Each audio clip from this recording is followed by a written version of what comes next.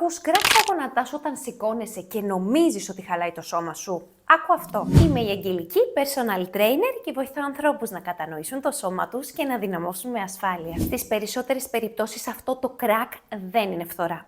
Μέσα στο γόνατο υπάρχει ένα υγρό και μέσα σε αυτό υπάρχουν μικρές ποσότητες αερίων.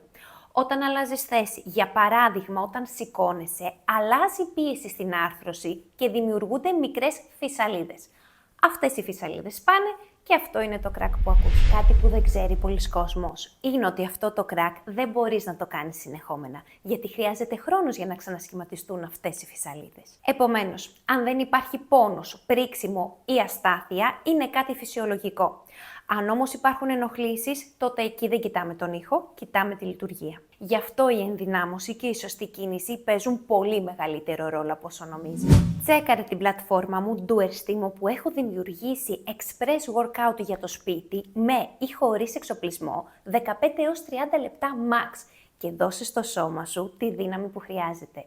Αν είσαι τύπος του γυμναστηρίου, μπορείς να βρεις και εξατομικευμένα προγράμματα για το γυμναστήριο.